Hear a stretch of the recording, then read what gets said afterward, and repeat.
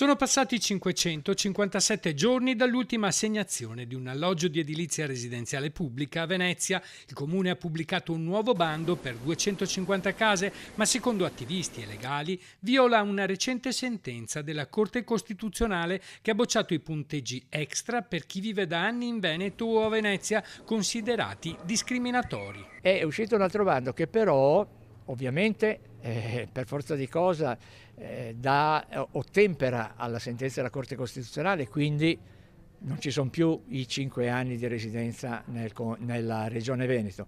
Però poi i punteggi di graduatoria, che erano un altro dei motivi di ricorso dei richiedenti che hanno fatto appunto ricorso al Tribunale amministrativo di Padova, i punteggi graduatori non li ha toccati, se non in parte ridimensionando qualcosa. Nel nuovo bando, che in linea con i requisiti della legge regionale successivi alla sentenza della consulta, sono previsti punteggi di favore per i soli residenti in Veneto. Prima dovevano esserlo da almeno 5 anni, ma anche punteggi aggiuntivi, seppur rimodulati, per chi risieda nel comune di Venezia da almeno 5 anni. Il comune spera che la Corte d'Appello confermi la legittimità di questa scelta, ma se così non sarà, la graduatoria potrebbe essere annullata e sono già pronti nuovi ricorsi. Quando abbiamo fatto il ricorso davanti al Tribunale di Padova, appositamente abbiamo utilizzato uno strumento, che è l'azione antidiscriminatoria, che non mira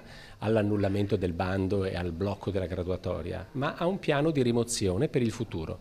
Quindi noi non abbiamo chiesto di bloccare la graduatoria, ma che venisse stabilito il principio che pro futuro, quindi per i futuri bandi, il Comune non potesse inserire questi criteri discriminatori.